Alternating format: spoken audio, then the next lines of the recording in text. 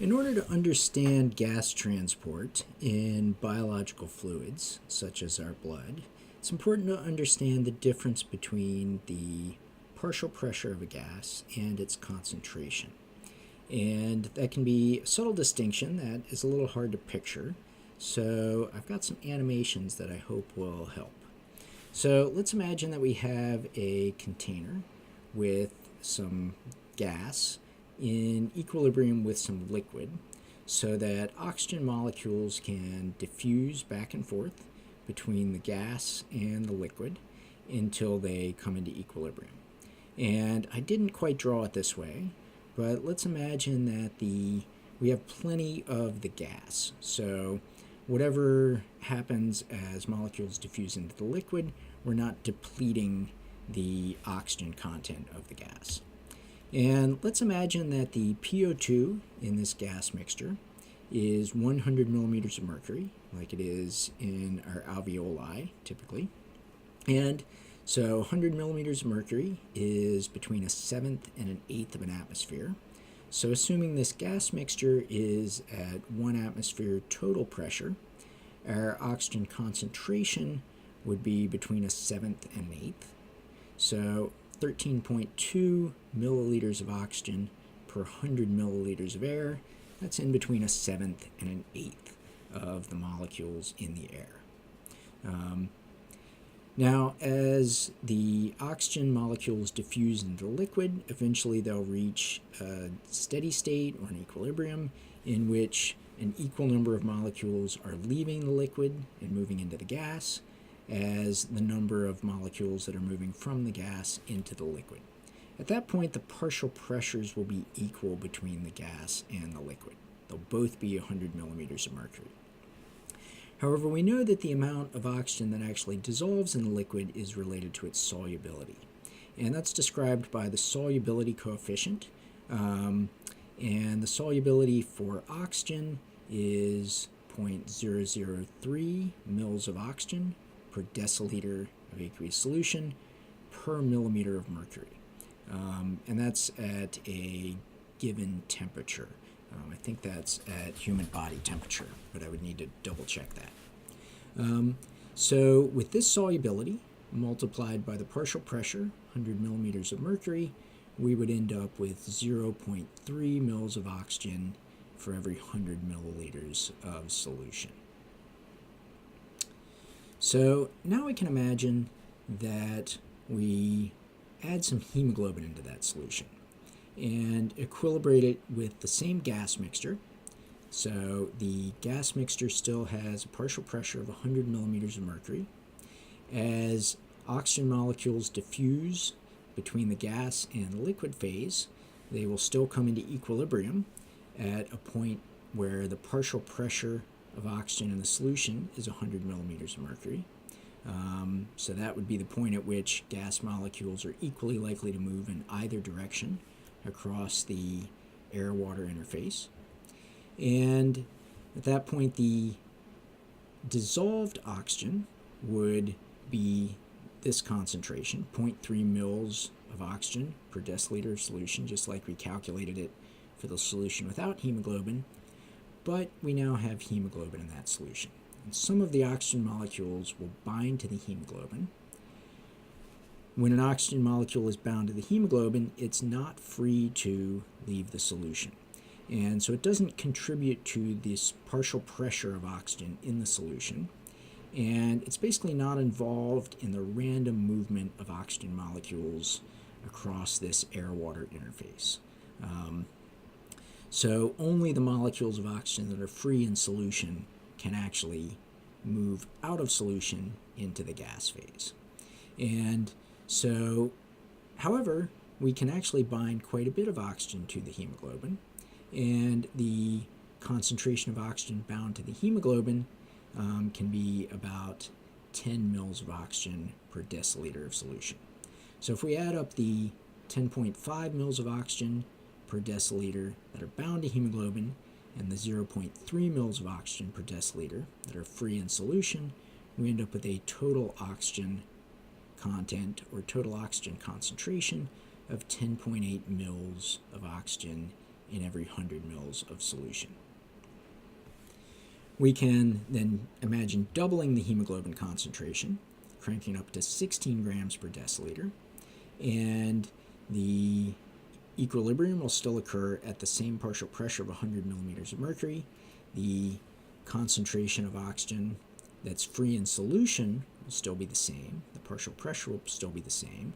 So in my cartoon, if we count up these free oxygen molecules, we've still got the same number of those shown, but we now have double the amount of oxygen bound to hemoglobin.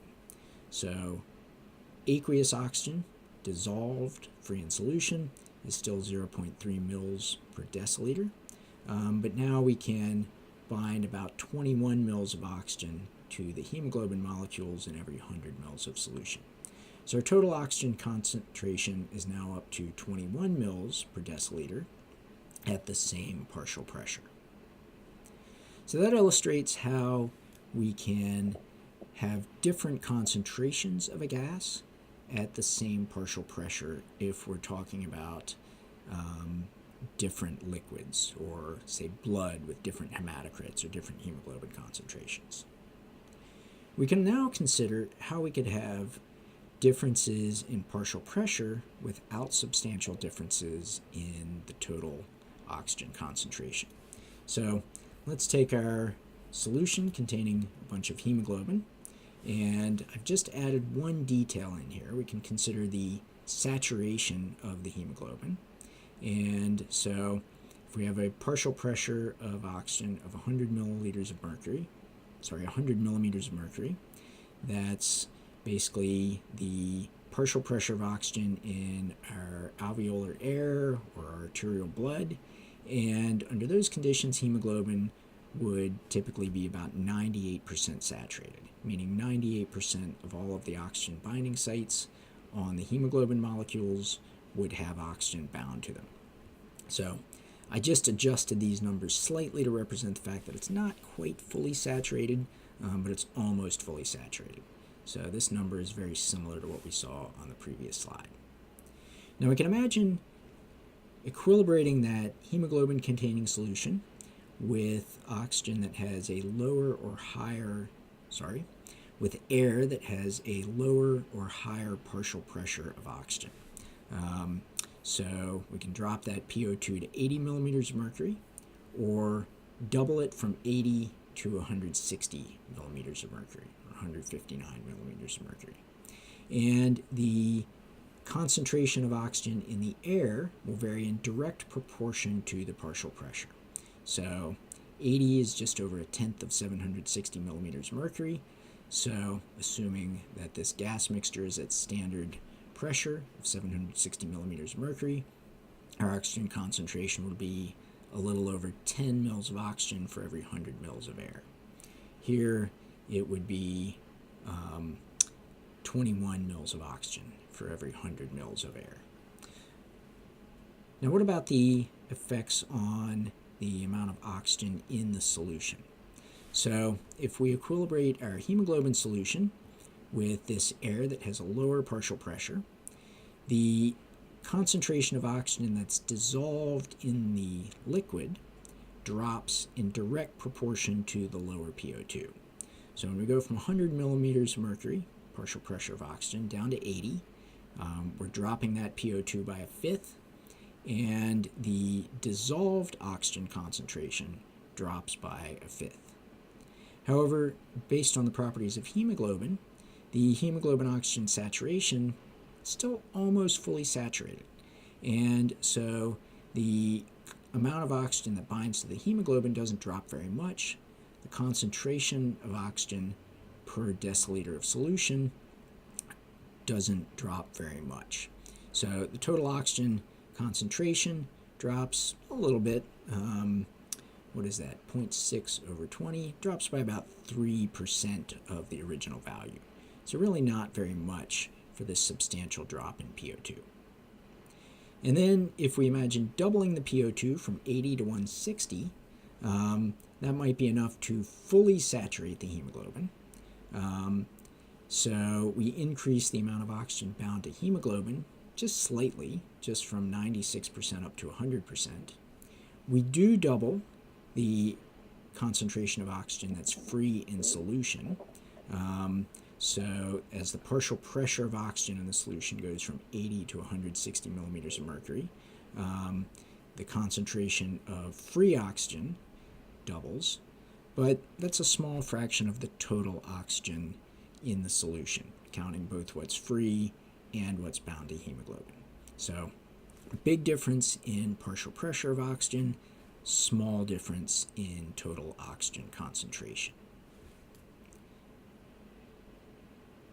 We can also consider how this might differ between different gases. So let's imagine a different gas mixture now. So let's say we fill an empty can with 1/3 oxygen molecules, 1/3 nitrogen molecules, and 1/3 CO2 molecules.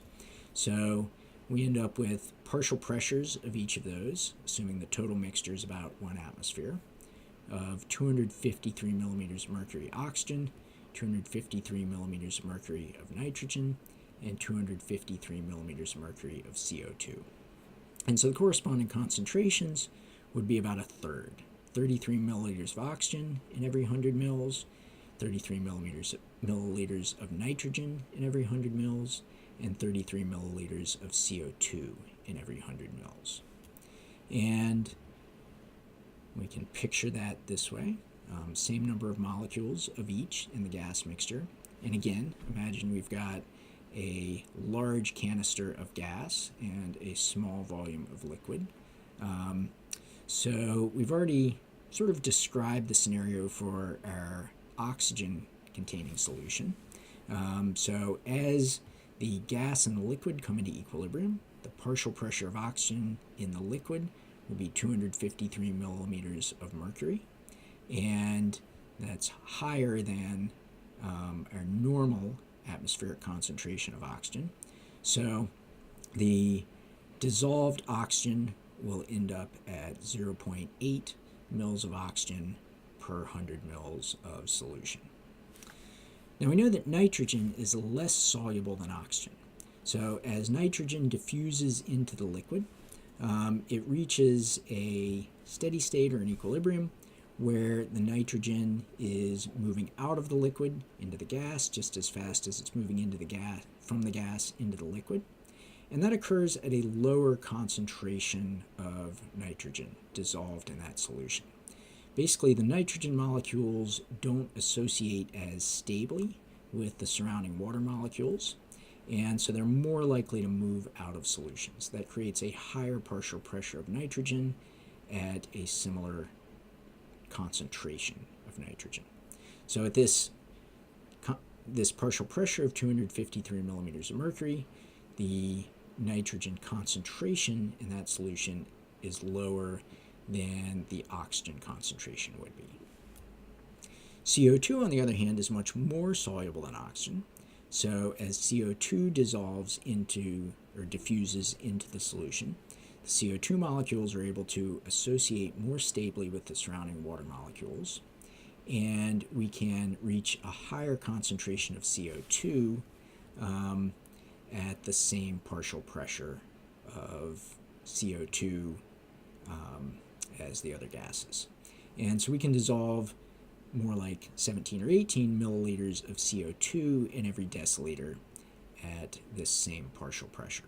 So we can have 3 different gases at the same partial pressures, but they will reach different concentrations in the solution. And you could also think about this for solutions of different temperatures. So the solubility of an individual gas varies as a function of temperature. At the same partial pressure of oxygen, less oxygen will go into solution in a warm aqueous solution than a cool aqueous solution. So we could have the same partial pressure that's equilibrated with outside air, 159 millimeters of mercury, and we would have less oxygen dissolved in that warm solution than we do in the cool solution. So hopefully that helps you to picture the differences and distinction between partial pressure and concentration. Remember, gases diffuse along partial pressure gradients, not concentration gradients. And another way to describe this is by considering that the partial pressure would be proportional to the concentration of free gas that's not bound to other molecules in that solution, such as hemoglobin.